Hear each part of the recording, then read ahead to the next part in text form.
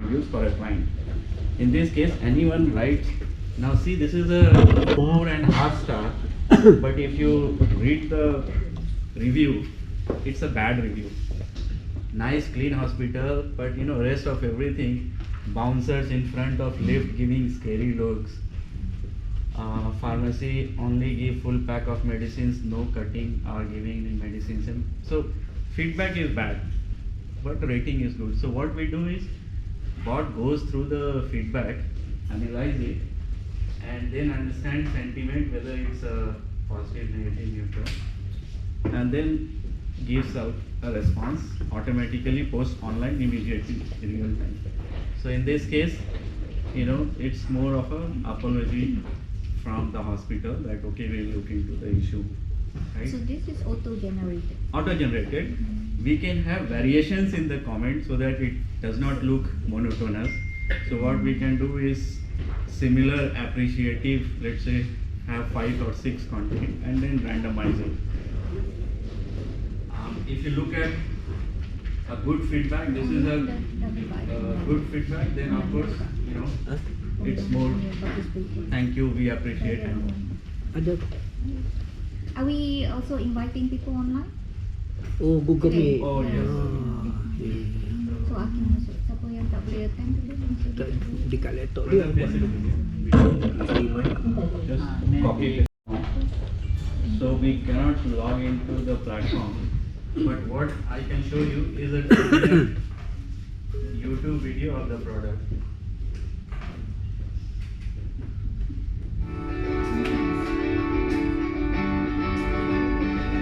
In this video we will show you how your marketing platform helps you run your campaigns better. If you are spending money on influencer campaigns, you would like to know whether the campaign reached the right audience. We help you do that through influencer and audience level filters. For example, a personal care brand selling a gravity-assisted shaving razor can search for a male influencer, having at least 50% male audience, with more than 70% based in India. You get real numbers for followers count, engagement rate. Platform calculates X factor of influencers, which is basically how likable an influencer is. Higher the X factor, higher is the expected conversion. Platform also does a due diligence by analyzing thousands of content of influencer and finding out undisclosed brand collabs, offensive posts, and so on.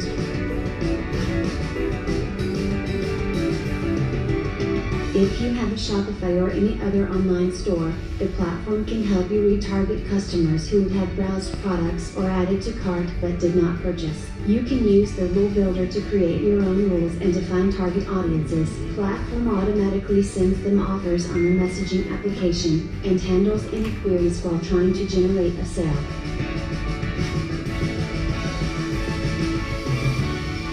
The platform integrates with your lead management systems and automates following up with leads. As soon as a lead arrives in your CRM system, the bot sends out a greeting message and carries out basic inquiries. You can define a time period, say after a week, when the bot should automatically talk to the lead again and try to convert it into a sale. If your leads are flowing through Facebook or Instagram ads that click to WhatsApp, the bot can talk to hundreds of those leads at the same time and update your CRM. You can generate leads through the AI chatbot on your website and through Quiz, which is a good way to engage audience.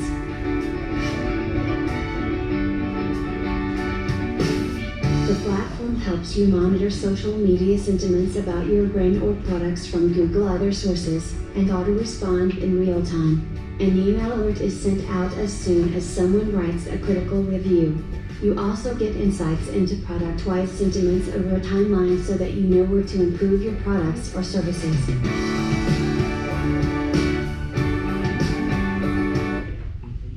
Right, this is a quick video of the platform.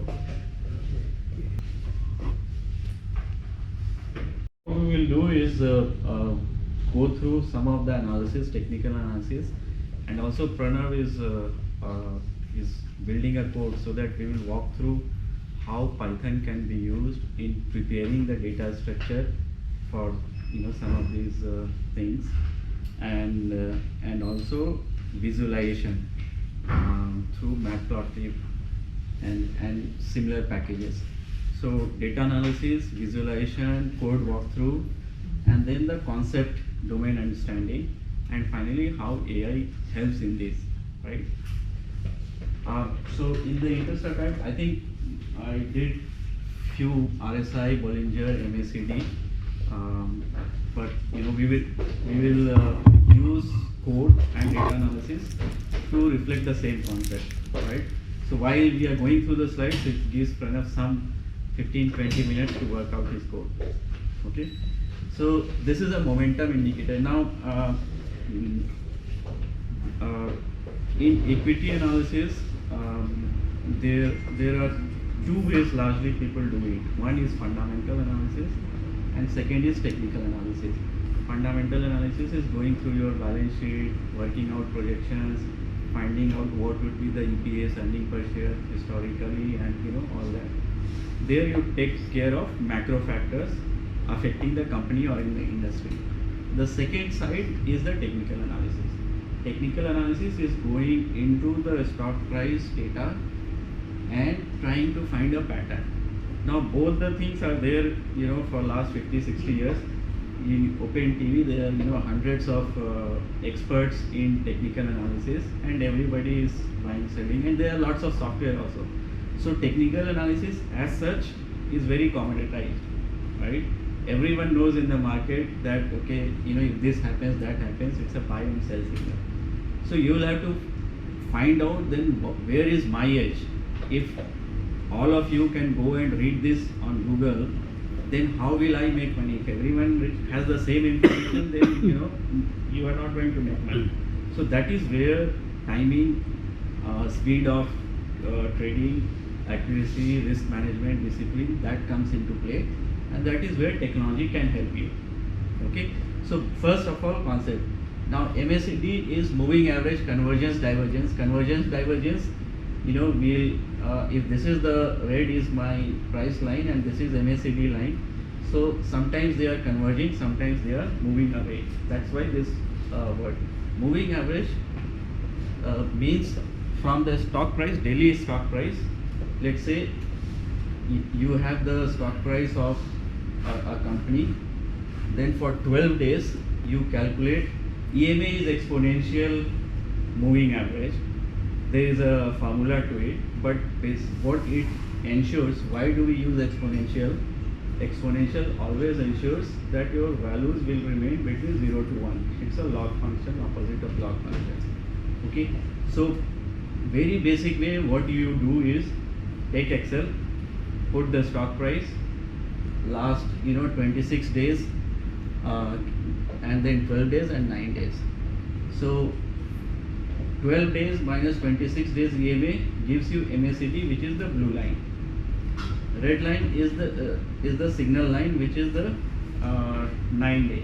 Now why 9 day, why 12 and 26 is experts have figured it out over last 2-3 decades, whatever, that this works historically best, right? Now whenever blue line goes above red line, here see blue line is below and then it is moving up. Whenever this happens, people say it's a buy signal. You should buy that stock. Okay, but don't go and buy tomorrow after reading this. You won't make trades. And opposite, sell, right? So in this case, you buy here, you sell here. Okay. Technically speaking, people who are trading in the market, they look at easily 8 to 10 indicators to make a call, right? And on top of that, many of these are automated, system driven, and that is where your system FIS can also come into play, right? But just understanding the basics, so that is one. Second is this histogram. This is basically a difference of both the lines. So in the spreadsheet itself, you can calculate these things. Pranav will show in coding also later in the day. Okay, so on a rough basis, what you do is plot the stock price over 1 month period, and then based on fluctuation of price, you can see where should I have bought or sold. Now these prices are historical, right? So you cannot go back in past and then buy sell. Right? So let's say you are here now, right? Now what will happen after that?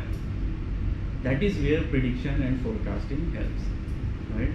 Now, how will the line go? Will it continue follow the same pattern or suddenly shoot? That also depends on a number of factors.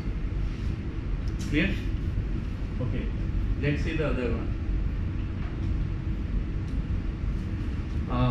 Bollinger Band. I think this was the name of the person who invented it. Bollinger works together with MACD. Now, what is the benefit you are getting? Here also, this one is your MACD line, right? So, you can see red means price has fallen, green means price has gone up, right?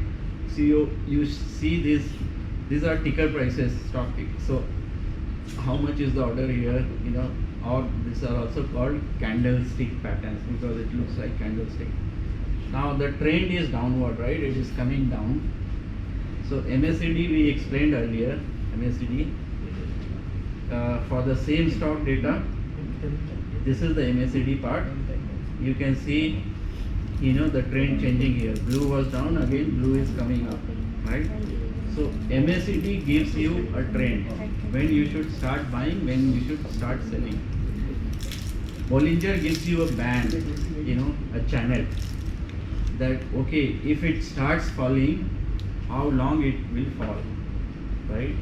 So if I am buying when it starts falling, then when should I start sell, right? So Bollinger gives you the exit and entry point. What is the channel most likely, right? This whole channel, that is called Bollinger Band.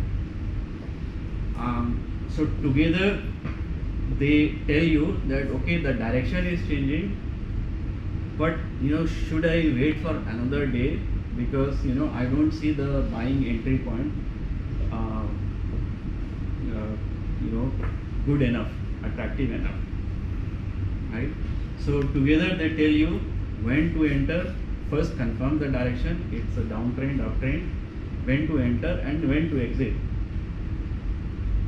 Questions? Anything? Yeah. So you take any of the retail softwares. If you have a subscription, I'm sure even FIS would have, right? So again, drawing these charts is not difficult. It looks very, a lot of things are happening. It takes, I would say, 2-3 months to grab about 7 to 8 technical charts and practice it.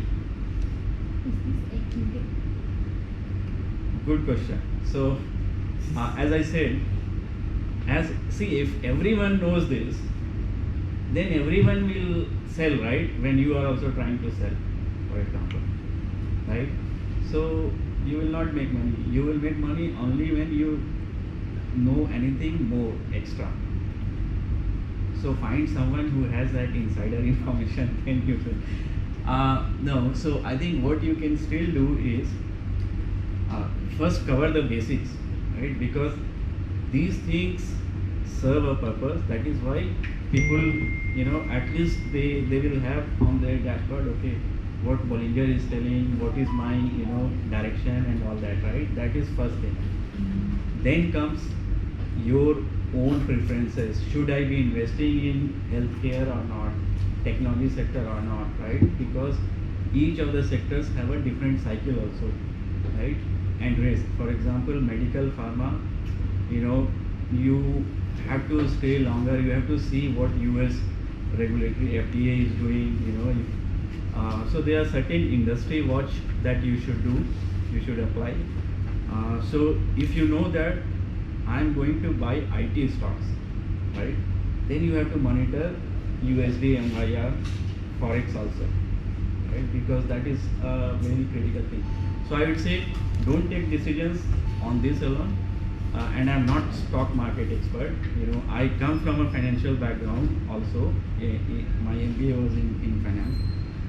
And I have worked with Maybanks and some of the investment banks also. So I have some exposure into this, but there are people who are experts in it. My suggestion is get a domain knowledge that helps in your job, number one. Number two, on the personal side, if you want to play with some small money, you should, right, a little bit. Then your basics are covered. Identify one or two stocks which are more blue chip, which are less risky, not penny stocks, which changes every day. And then you learn. We'll also see in one of the slides indicator. Now this is another another metric which tells you when to buy and sell. What happens here? So RSI value is between 0 to 70, right? Yeah, 0 to 100 largely. Yeah. So for the same stock prices, if RSI is more than 70, means everyone is buying, right? From 30 to 70, everyone is buying.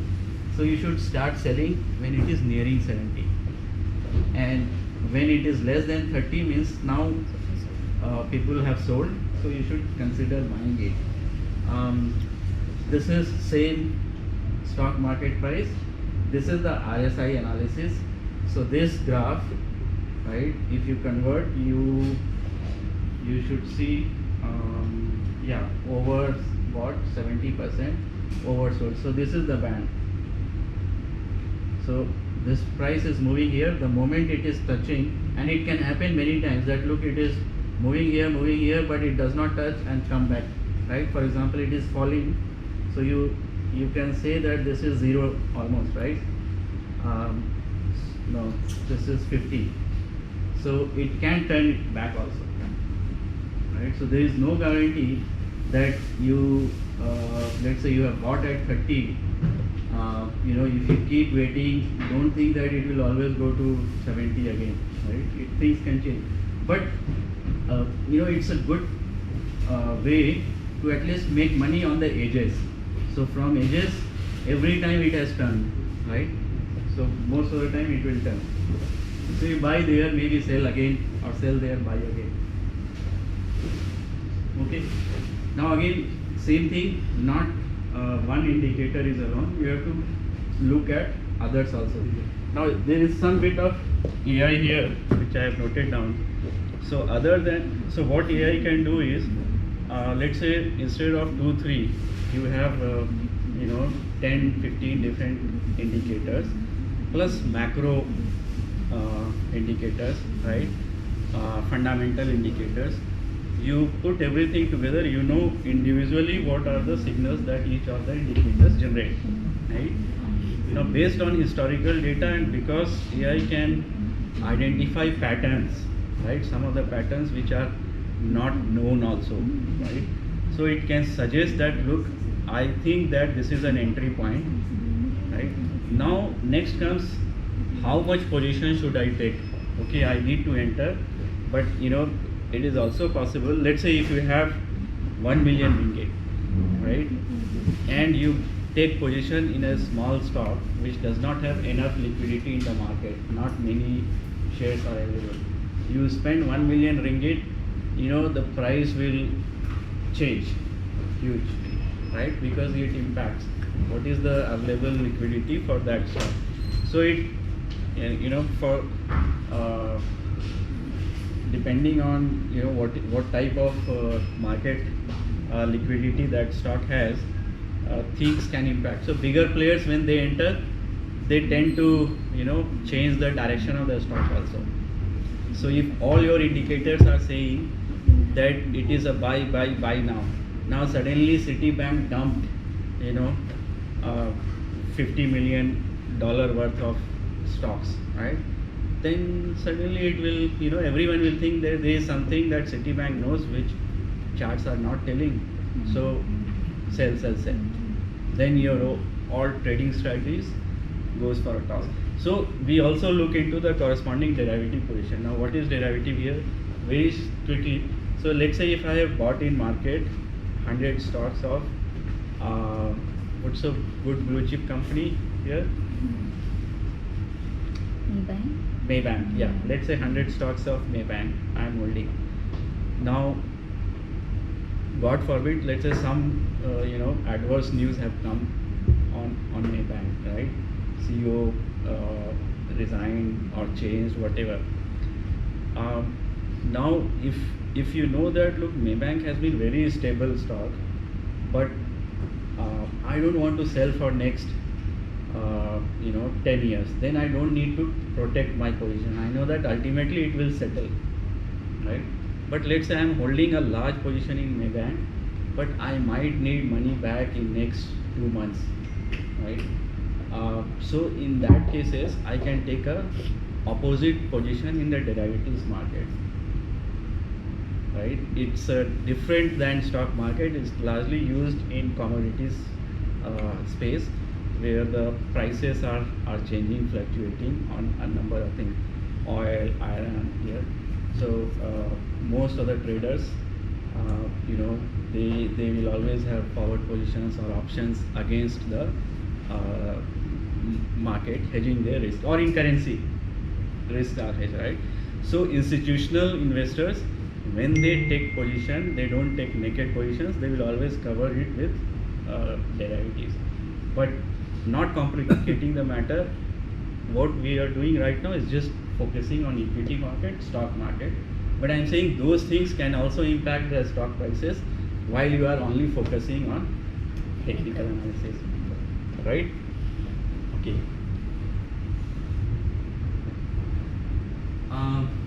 Back testing. So let's say you learned those 3 technical analysis. Now you know that if RSI is at this level or MACD line goes above, below, then I have to buy and sell.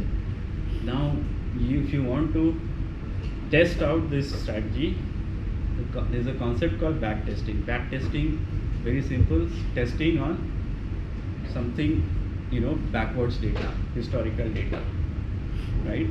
So because you cannot test forward, right? You don't have the price, you cannot go in future, so you can only go in past. So what you do, get the stock data, then whatever indicators you have created, you prepare those EMA formula, how to calculate exponential moving average, 26, 19 days and all. You set up your formula, and then you start getting, let's say on one column you have date, then stock price, then I will set 9-day EMA, 26-day EMA, even whatever is required, then RSI value, MACD value. So I've got 10 different columns in Excel. Then say for last 3 months data I got. So for 2 months I will set it up. The 3rd month I will use to test my strategy. So my strategy is done. Let's say August, September, 2 months data. I put my formula, did everything. Now for the 1st October trade, I'll say okay, my buy trade is going, let's see what happens. So then 1st October price values I'll put, 2nd October put, and then see whether I am making money or losing money, right? This is just testing on Excel on past data. So 2-month data used for creating the trading strategy, 1 month data for testing it. At the end of October data, you know how much money you lost or made. So that is called, back testing your strategy. Institution, if they onboard client, these days people are moving towards eKYC, right? Everything got triggered during COVID times and post-COVID, when people were scared even to go and meet customers and onboard. So they said, no, use your mobile, and we'll do face recognition and onboard. So Malaysia also does eKYC. Yeah, banks do. India, everything is electronic. We don't use cash anywhere. For this trip only I am carrying wallet, otherwise I am not touching, only mobile, that's it. So face analysis, there are 64 data points in the face, right? Your cheekbone, shape of nose. So that's what Facebook does, Google does, more scientists everywhere. what additional things AI needs to take care of if someone is taking the snap in a not so lighted environment, or there is an angle, one ear is not coming up, right? Or different color tones. Yesterday in the training, we still have the slides we are not showing because we are moving from the topic.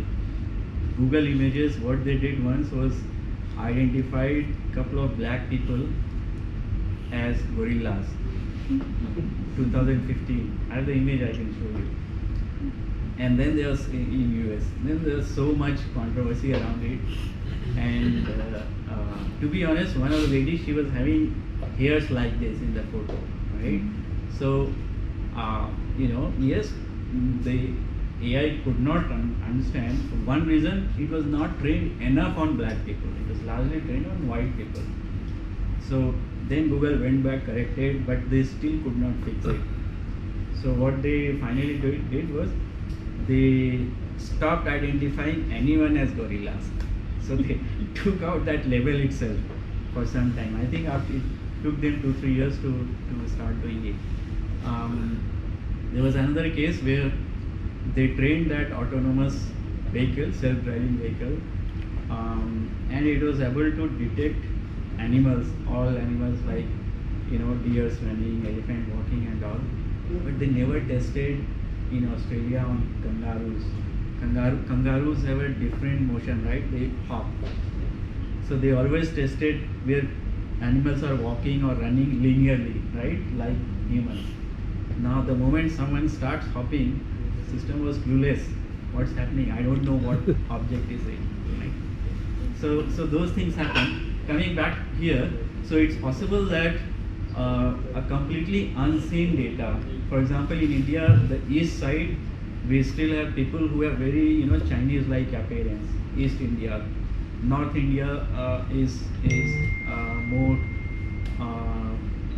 little bit different in color complexion. South is little darker, right? So bigger countries will have different skin tones.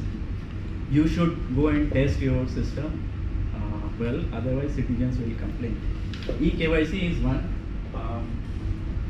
Now this is something that we did for a bank in onboarding. Now this is the KYC form, so our system can okay, names are here already. So our system can read the data and take out. So certain things like, see, this is a manually tick mark. So electronic is okay, manual is difficult. So we have to train separately because some tick can have curve, some could be very sharp, right? You have to. Other thing you notice, there is a curve here. This is tilted like this. So what we do is, when this image is taken, we correct that angle. We identify it is 2 degree, 3 degree, then correct, then scan it out. In this case, one form is filled, other is blank. So you do not take the data from both things, because otherwise the second one is empty. Now see this example. This is slightly unusual. So this one is similar to your my cat, right? So cards are blackened out. So requirement was bank should only take the last 4. So it can be blackened out, it can be whitened out, and there are 6-7 variations of this is Aadhaar card. I think Malaysia is also now doing UID project. This document, it has got a lighting problem. While taking the snap, there is some black shade, right? So on these things, system fail. So you have to take care of light correction, intensity correction, and then it does fine.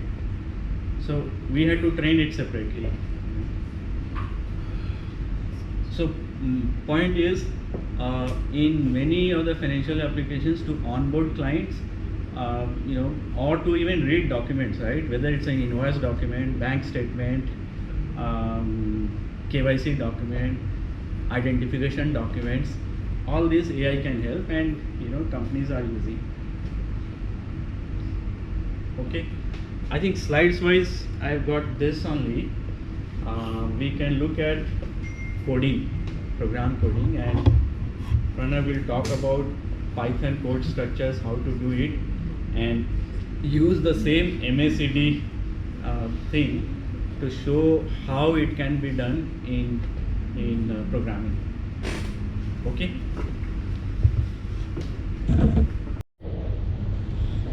Currently, out of all the programming languages for data analysis and AI, Python is the best because it's easy to learn and the programming is very simple in Python. If you see C++ and Java, you have to write lines and lines of code that can be written in Python in just few lines. Right? So let's say I'm using this Google Colab platform. So Google has provided a Python platform where you can easily code something, and they also have GPU that also you can Kita bagi use. dan link dah. Okey, I nampak macam misi. So for example, in Python, if you want to print something, Dia just tak you have to ada write camera is print off. and that, Okey. let's say I want to print my number, my name. The camera one. Yeah, so in Python you have to write just one line of code to print something.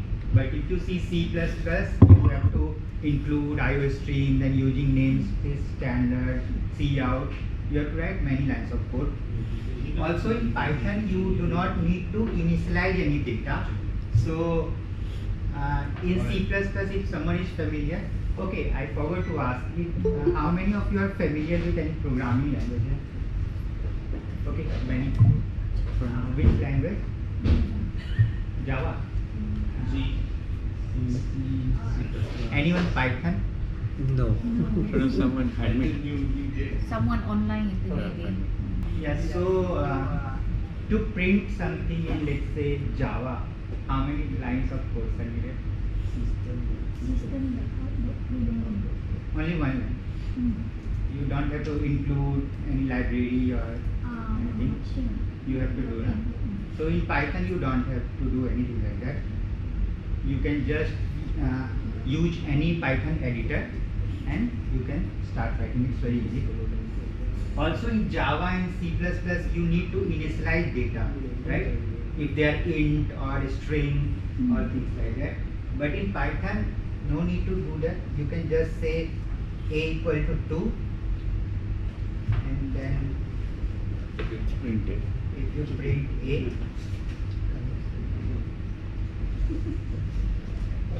2 will come. Fine. No need to say that age, integer or any other data type. Fine.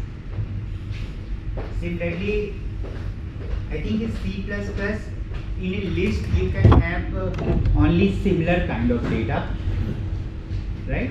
But in Python they have given this flexibility that a list can have data of different types, right? You can have integer, then a string, then float also 1.1 maybe.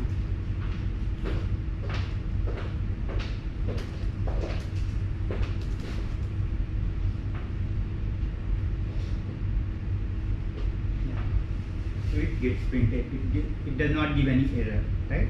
So Python is very flexible. You can use it to store different kind of data type in similar structure.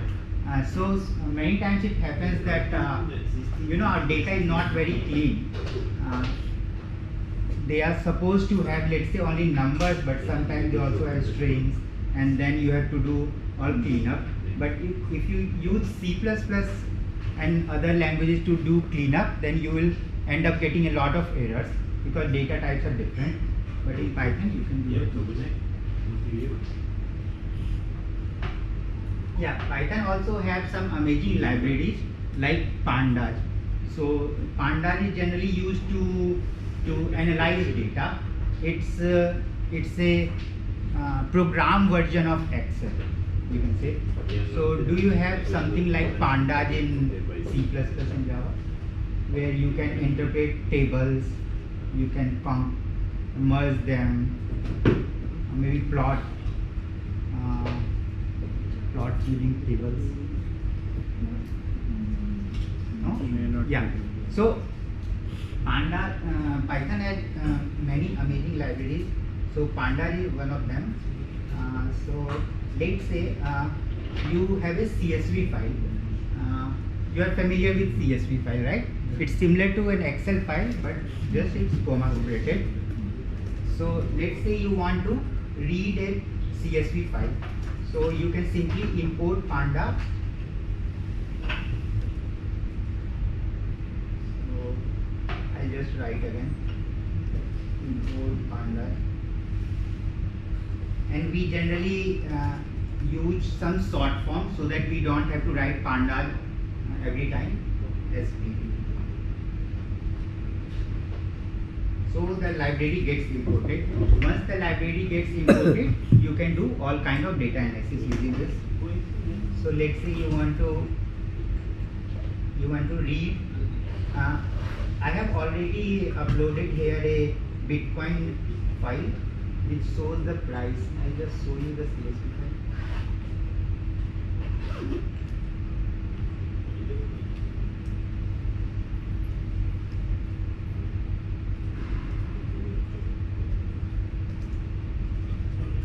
Yeah, so this is the CSV file that we are using here.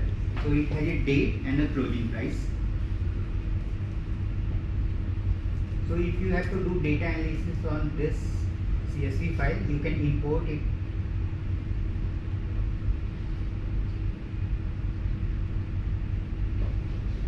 Yeah, you can import it by writing just one line of code. Let's say you want to call this BTC equal to PD. We have imported pandas as PD. So PD dot read CSV is a function in the library, and just give the name because I have already imported it, the file here. So just name.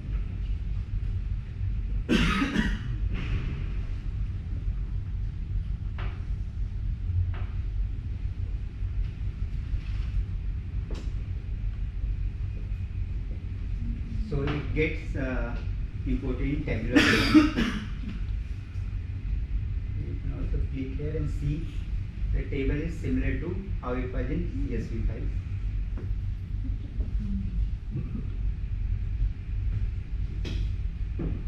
Then it has many other functions also. Let's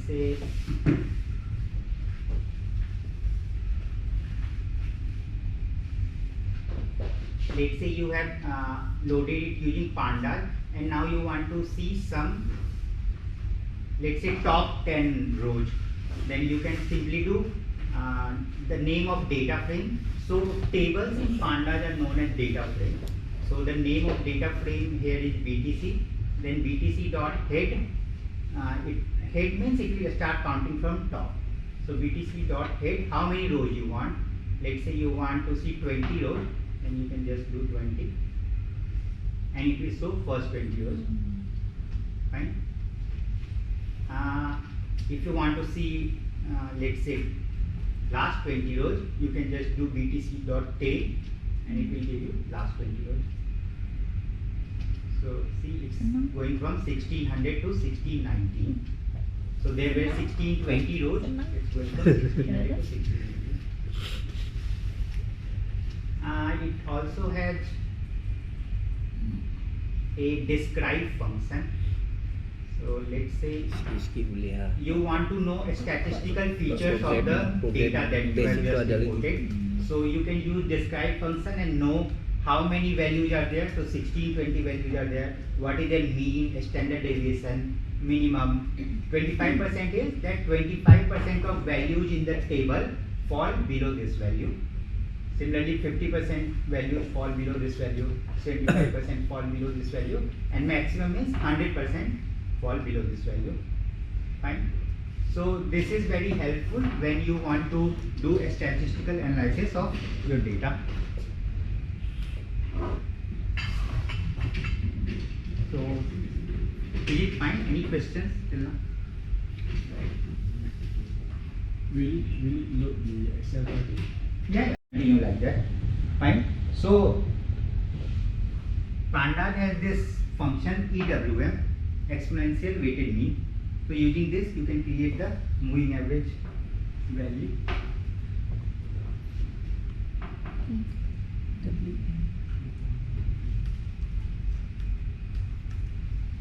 Yeah. So when I say the first line says that make the date and index, so it is making date here, and then we are just copying the function, copying the data frame again, and EWM function calculates the weighted mean. So you can see that for calculating everything we just have one line of code. You don't have to go through many lines of code. It's things like C++, Java, or earlier we used to have R also for data analysis. So all the AI related codes and all the AI related models, currently they are written in Python only.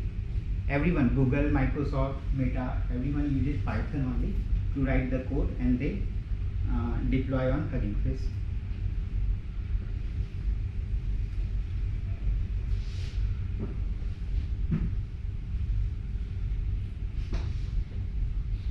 So currently we have BTM,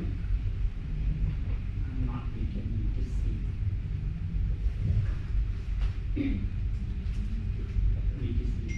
right? And what we want is that we should have a moving average data frame which should take 12 continuous values and then get its average.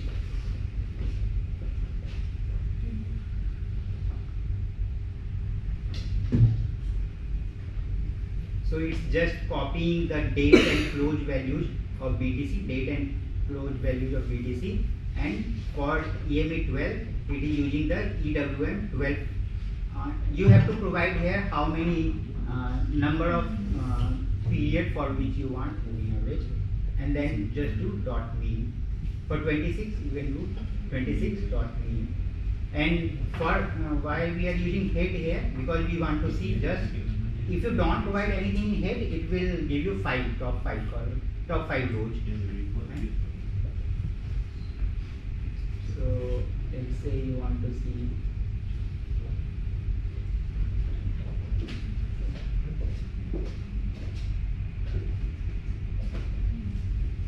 okay, I have run other cells also before this. So let's start from top again.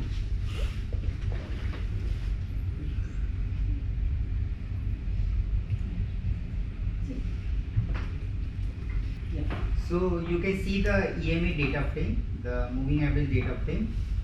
So in each row it has the average of last 12 elements, and for 26 last 26 elements. You can also see the bottom few rows. So I have shown here bottom 12 rows. Okay, now you want to know in which rows moving average 12 is less than 26 or moving average 12 is greater than 26. So it's also very simple. You go on every row one by one and just do this if else statement, that if in that row EMA 12 value is less than EMA 26 value, then you make a new column where negative is EMA 12 value. Fine. So this example you can see the fourth row. So in this EMA 12 is less than EMA 26. It's 4323. It's 4320. So in negative column we get the EMA 12 value. Fine. And if EMA 12 is greater than EMA 26, then in positive column we get EMA 26 value. EMA 12 value. So in this you can see EMA 12 is greater than, this is 4365 and this is 4364. So in positive column we get EMA 12 value. Fine. So just it goes row by row and calculates the if and else statement and creates a new column. Okay, plotting is also very easy in Python. There is a good library called matplotlib that we can use. In that, simply we have to provide the figure size, right? How much big figure we want, and then 111 denotes that I want one diagram. Here I have defined X to be dates. Whatever dates are there in my EMA data frame, those should be my x-axis, and for y-axis I have 4 values, because I want all the 4 graphs to be, all the 4 plots to be in the same graph, right?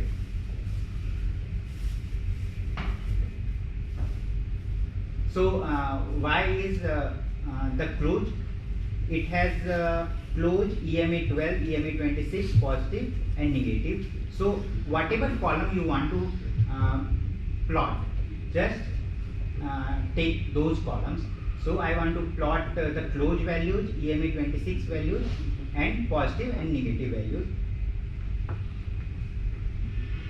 So we have these 4 in our y-axis. So for each plot, I am writing x and comma what y I want to plot. So x comma y. The label also you can give in the same line. So label will be, let's say, closing price, and then x comma second plot that I want is EMA 26.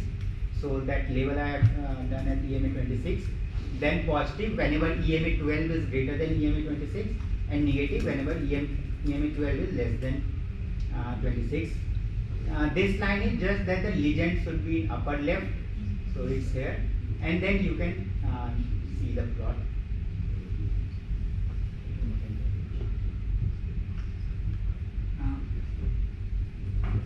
I think I should expand it.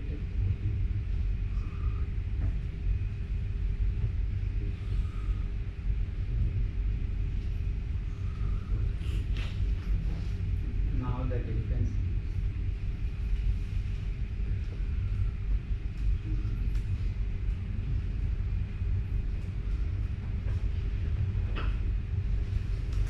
So you can see all the four plots in the same graph.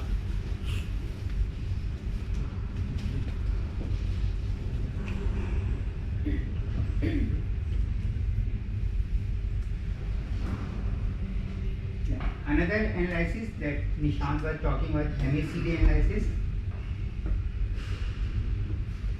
For that, you can again create the data frame similarly. Just take those columns which you want in your function, right? So let's say you want to create a new column called MACD, and that is EMA 12 minus EMA 26. So you don't have to go to each row and subtract them one by one. You can just say that, okay, subtract column 1 minus column 2, then it will do it for every row. Similarly, we are calculating exponential weighted mean, and then histogram. For histogram, you can just say MACD minus MACD signal, which we created before, and then you get the MACD data frame. And similar to what we did before, you can plot all the columns that you want to plot in the same graph.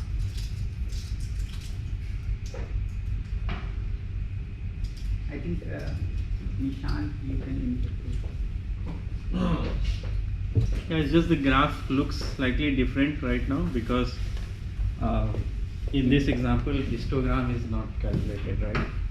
So positive and negative lines are there, but in the PPT we were calculating histogram. But I think the idea here is, I think 2-3 things take away. One, any of you can use this collab.research.google.com, right? So it's a free notebook. you can practice there itself. The benefit of using Colab is you don't need to set up the environment in your laptop. It's an online cloud-based environment. You open a notebook, NB is for notebook, Python notebook, and then step by step, instead of writing the whole 20-line code and then figuring out what has gone wrong, here you can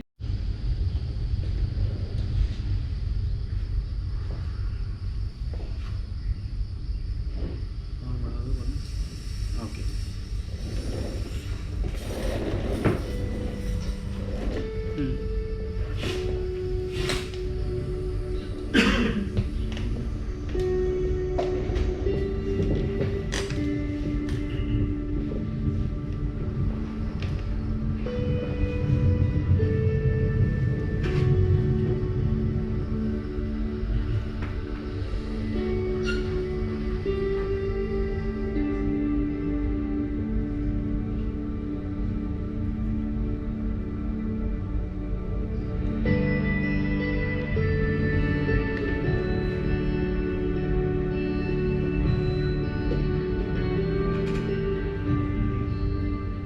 Palm oil is one of Malaysia's primary industries and makes up the largest share of its agriculture sector. In 2020, Malaysia accounted for 28% of the global palm oil production and 33% of its export. Its mass production comprises a land coverage.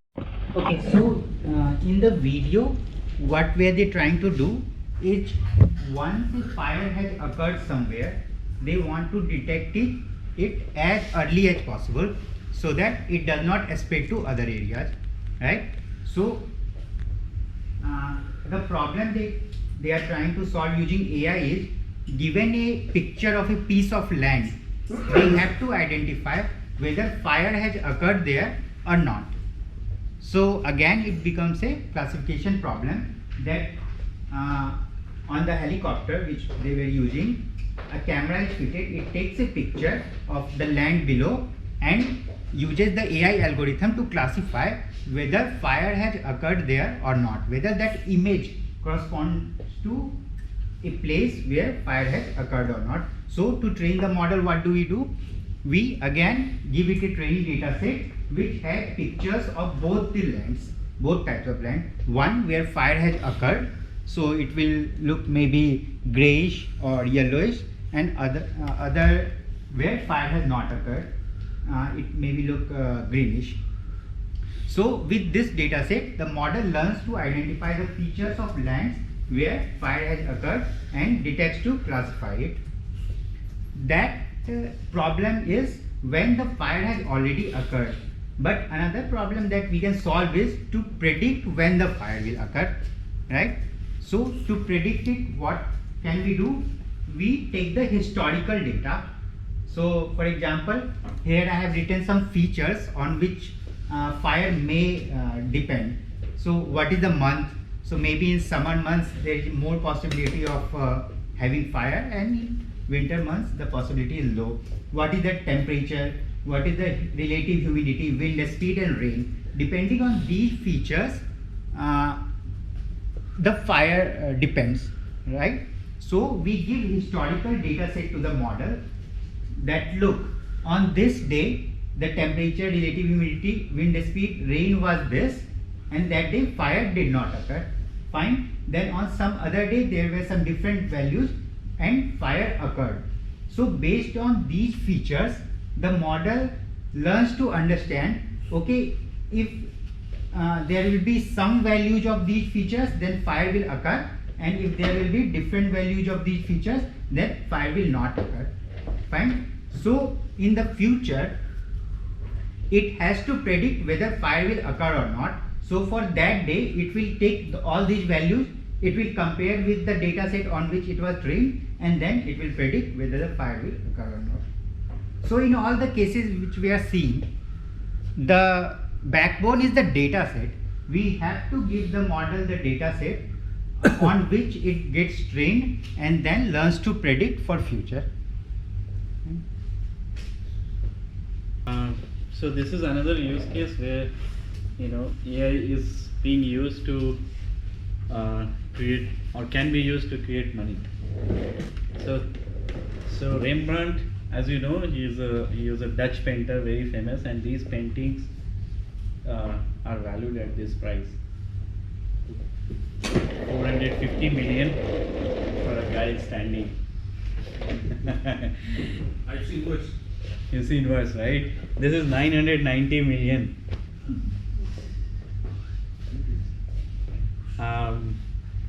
Next. This looks similar, but this is created by AI. So please learn Python, start creating at least 1 or 2 million units.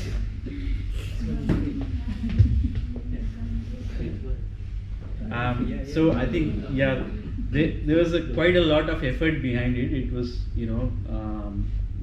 not just usual programming, because for paintings, so what these guys did, there was a project, some insurance companies, private companies, government, they funded. What they did was went through all paintings of Rembrandt, learned his styles. For example, most of his paintings were portrait. Second, most of the paintings were people looking this side, almost all, right? Then Caucasian male, right? Were female, but predominantly Caucasian male. And likewise, and the style of brushing and all, right? So AI learned everything. And then the other challenge is paintings should show some elevation, right? 3-dimensional view, like nose coming upwards, right? If you just use basic painting techniques using AI or using analytics programming, then to get that, how much elevation is required, which is called height map. So you just watch another small video there, which shows you what happened behind the scene to create this painting by AI. Okay. One of his great achievements, one of Rembrandt's great achievements, was to portray human emotions in a much more convincing way than artists had before him, and in many ways for all time.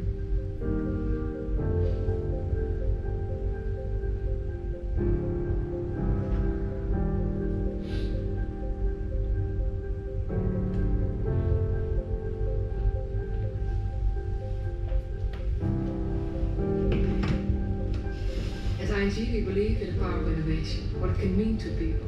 We want to bring this innovative spirit to our sponsorship of Dutch art and culture. We knew that for this challenge, we needed to team up with experts from various fields to make this come to life.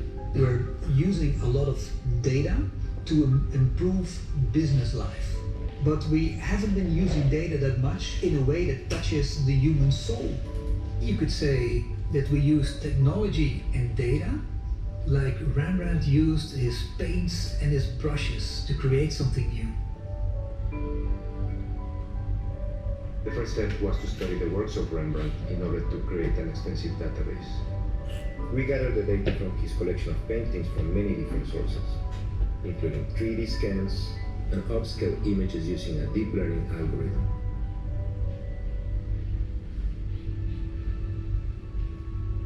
Because a significant percentage of Rembrandt paintings were portraits, we analyzed the demography of the faces in these paintings.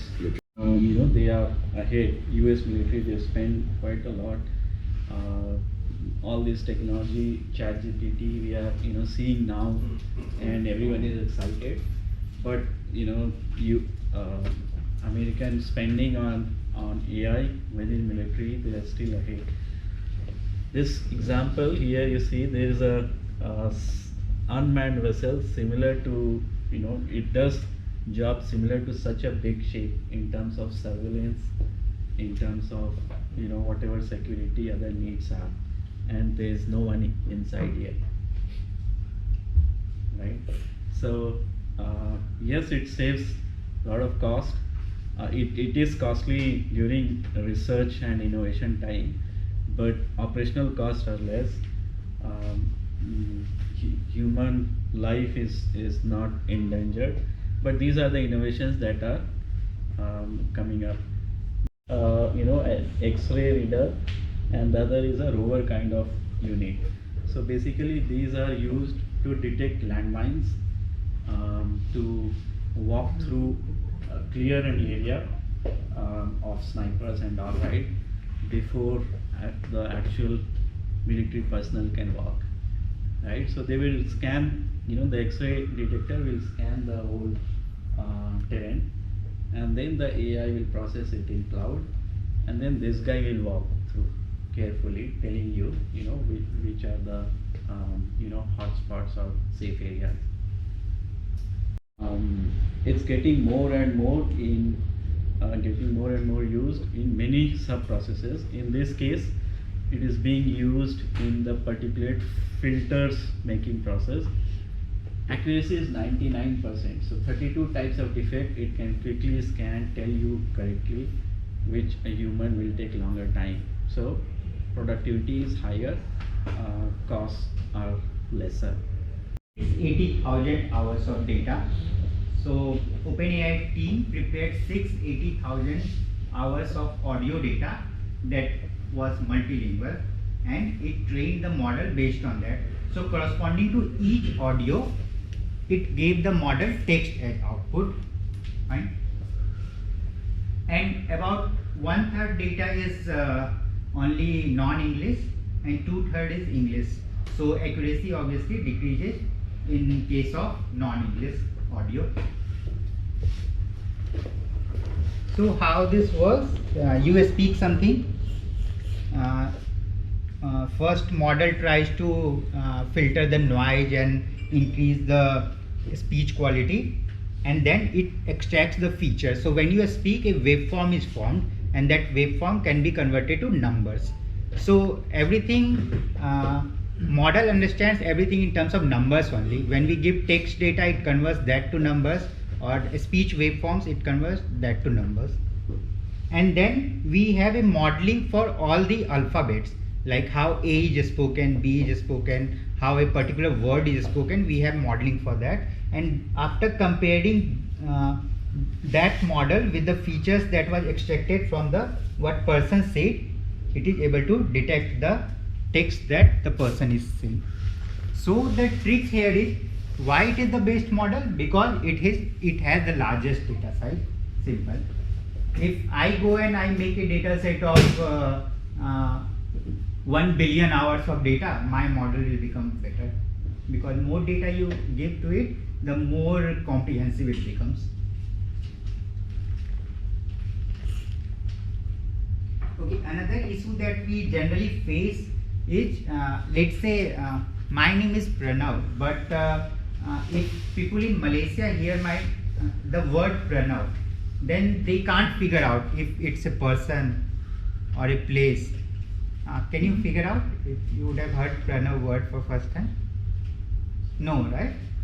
Similarly, if I hear the word Malakka for first time, I don't know if it's a person or a place or some other object, fine? So this is the problem that we face when we try to read text from other countries or when we visit other countries. So AI models have been trained to detect whether given in a text data, which is an organization, it may belong to a sports group, right? We also have a video where we have used this document classification for a South African law firm. So I think first we'll see the video.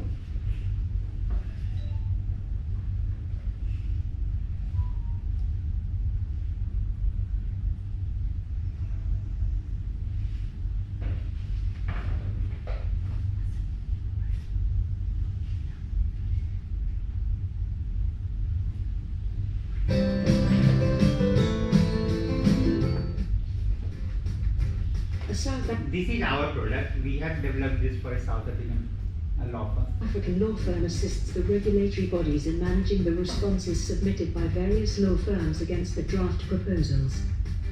The firm had a team of analysts who would go through hundreds of documents submitted by the law firms and annotate text under these categories: agree, agree with amendments, disagree, disagree with amendments, need clarification, with a reference to the particular sections in the draft document. Our Document Insights API enabled the automation of the whole process, resulting in a saving 40% for the client.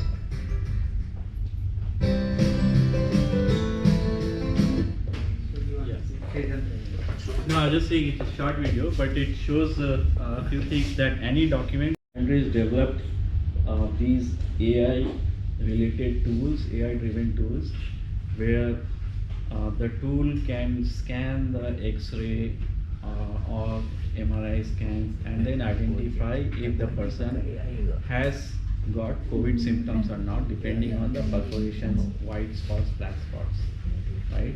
So this is one use case. So image analysis, hospitals use extensively.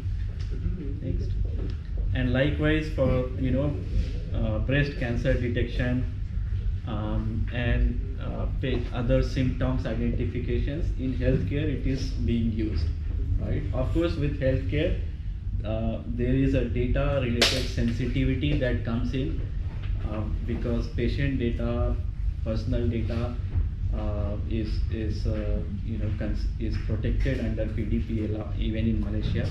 So if you are building a system in that area, that is an additional precaution you must factor in.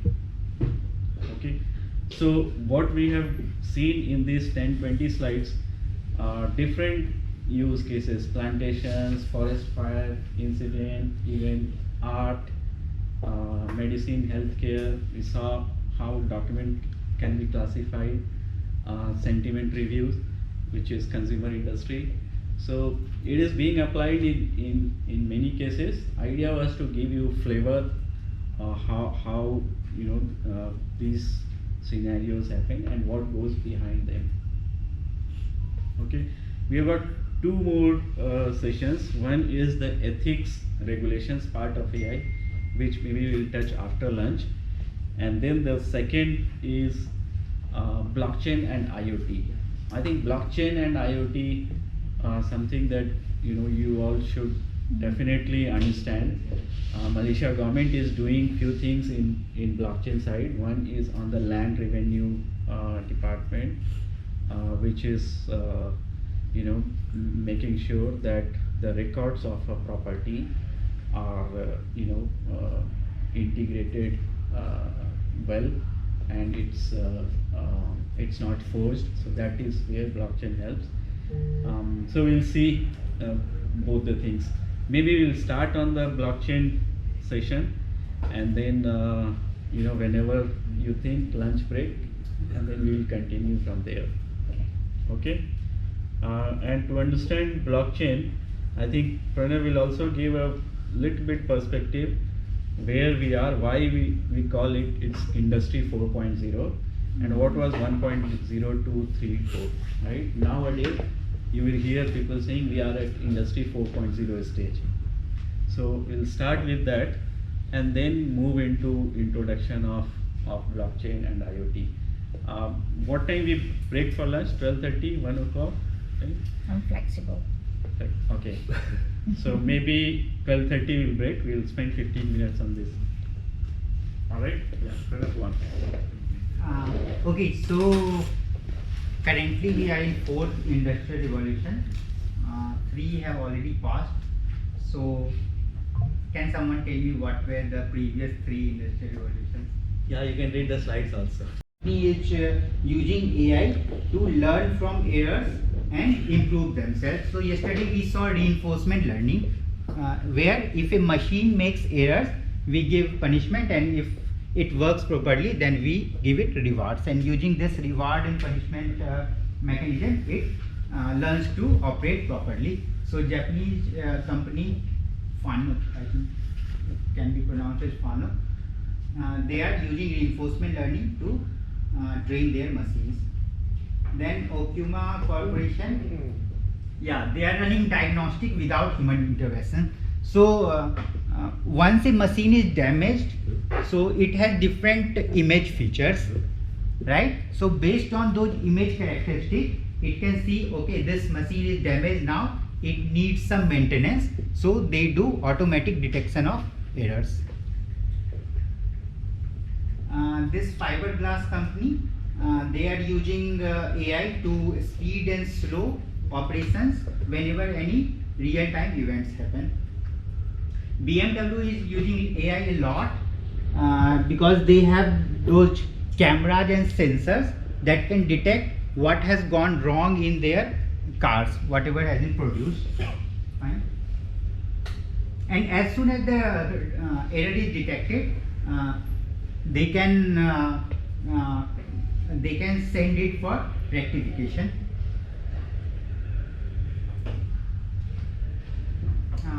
Yeah.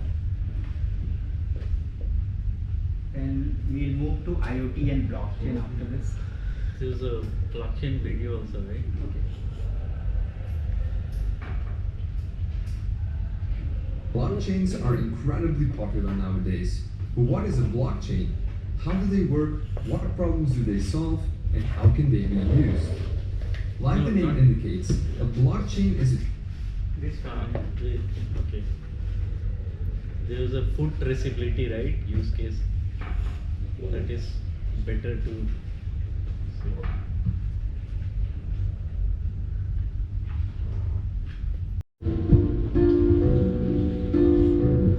Over the past few years, there have been a lot of scandals in the food industry. Consumers today no longer trust the food that they are buying. Hi, I'm Maxine. I am the co-founder of Connecting Food. I'm Stefano, I'm the co-founder of Connecting Food. Connecting Food is an EIT rising food star, and we are fighting for the future of food, making it more transparent. Today there is a kind of war. Where distributed database, right? Cryptography secured, consensus, everyone says yes, update. Without consensus, data will not update. And there is another thing called smart contract. This is more, it's a logical workflow implementation within blockchain. So these are the drivers of blockchain. We'll see in next slide what are the main things you should consider before implementing a blockchain solution. So basic requirements are multiple parties should be sharing this data, as we saw in food traceability scenario. Farmer is growing food, then that person will make an entry to the blockchain that okay, this is my batch one, it contains 10 quintals of tomatoes, and this is the grade, blah blah blah, photos, updates. Likewise, logistic companies, warehousing. So multiple parties are sharing data, then only it makes sense.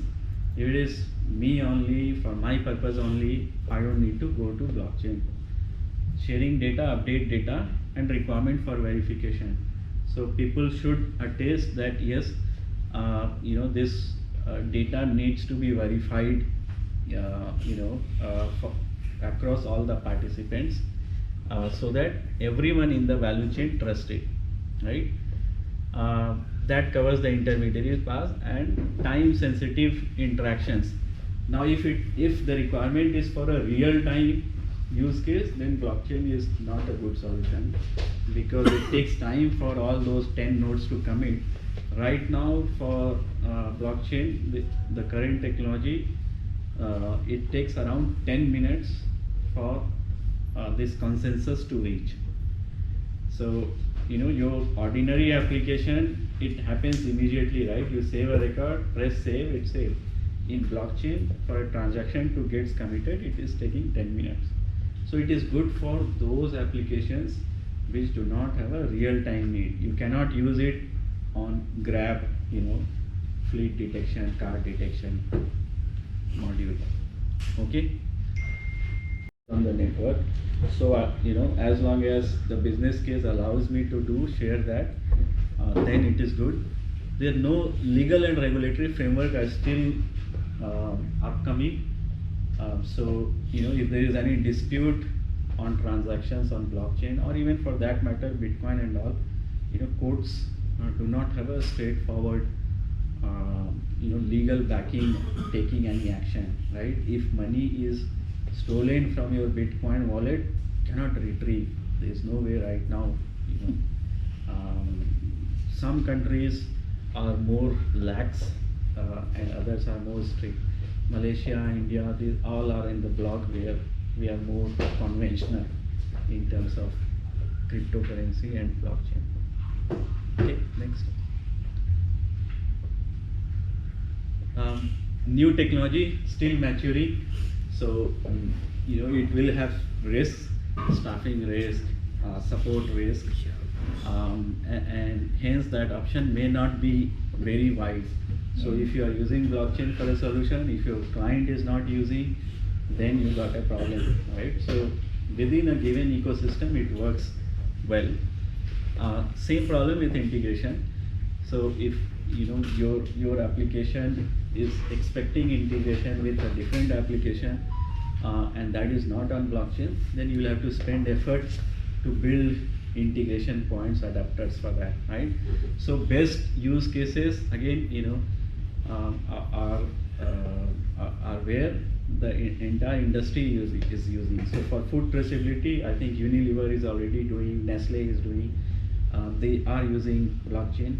In Malaysia, I think Penang has started some pilot work on blockchain on food traceability side. So what benefit in terms of business does it give to the manufacturers when they put their services on blockchain? So for example, let's say in these in the car industry, sometimes it has happened that there is a problem and Toyota had to recall that entire batch. At this moment, their batch is very large population. It involves a lot of cost. Here you go to you can have a narrower window, and then you can just recall that stock. Johnson & Johnson, when that issue happened with their just run 3-4 line of code, then 3-4 line of code, like that. So that is number one. Number two is it shows how to use Python. You can have basic graphs here. For better ones, you can use tools like Power BI, Tableau. Again, there are free versions of those. Adopting, one of the reasons why they are adopting. Second is, in today's world, lots of data is unstructured. If someone is writing let's say comment online, there is no surety that it will only be English. It can be mix of English and Malay. It can contain dollar symbols, special characters, right? So a combination of things. That is why people were looking for some flexibility in data storage, and that is where NoSQL comes in. Now MongoDB also has a online interface using Notebook, and Pranav will just run a query. Any query, Pranav just show how to run a query using MongoDB. Okay, so currently we are unable to connect to our database. I think some connection error is there. So I'll show what we have already done. Fine. So to connect, we have this URL for every database. This is URL of our database. We connect it using Python. So currently there is some error. Once you have connected, you can select your database from there, and you can list whatever collections you have. So collections are like tables. So in SQL you have different tables. In MongoDB we have different collections, and each row in a collection is known as document. Right? So in the earlier example, Pranav showed you using a CSV file, the stock data. Now is connecting with a database instead of a Excel file or CSV file is connecting with a database. So many commands could be very technical for now, but again idea is you can use Notebook to connect to a database. MongoDB is one of the NoSQL database. Instead of working on Excel file, you can directly work on, let's say, whatever Bursa data you have, it is stored in a database also for now, right? So you can use Python to connect to database, get the data, and then do the analysis on that. We were reading Excel and getting the data in Pandas data frame. So similarly, we can read the data from database also, because we don't always have Excel. Customers' data gets saved in database only, and we don't want to download in Excel from there and then do analysis using Python. So we just connect using database. And so this is table name, creators ID. So we have influencer marketing platform, right? And in that we have creators or influencers. So this database is creators Instagram. So from there we can simply get the data in Pandas data frame. So we have different fields here like user ID, username. You have username in Instagram, how many followers they have, how many people they are following, what media they have, all the data that is available on a person's Instagram, that is saved in the database, and from there we are connecting to our data frame. We can filter, there are many influencers that have already logged into our platform and are verified. So you can just write a query that all those whose weighted status is true, give me those influencers only. So if weighted is true, it gives us those influencers.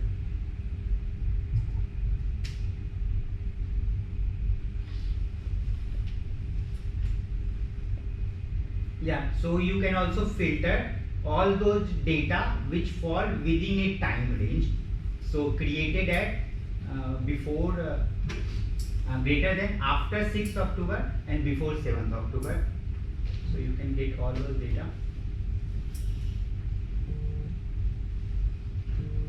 Okay, for example, if you want to get details corresponding to a particular person, so I want all the data if the username is Jayan Sama, let's say.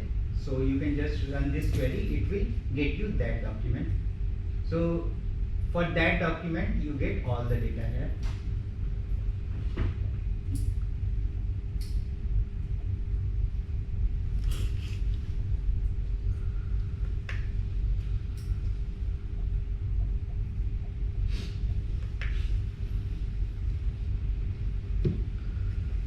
Yeah, for updating also we have a simple command in MongoDB that update a particular document. You only have to give what query you want to pass. So I want to update that document whose username is this, and what I want to update, I want his diligence value to be VD. Yeah. This is enough.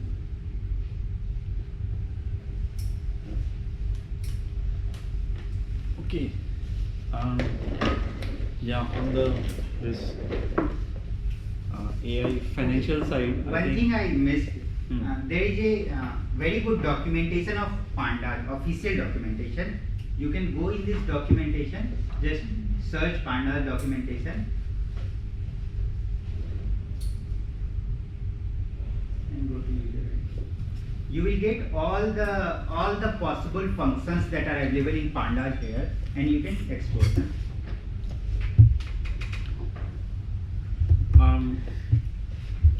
So I think these are the things that we added. Maybe I suggest at least now everyone is here, so they can look at the AI use cases which we already compiled, and also concepts like blockchain, IoT, at least for an awareness point of view. Is that okay? Yeah, I think it's a good introduction. Yeah. Okay, so why not? Please ask question if there's any question. Yeah. I think what the objective of this session is to get them to understand that the end result is we want to add a lot of AI elements to it, and what are the workflow that is required, in the back office in order to derive to the AI. That is our development objective at this stage. Yeah.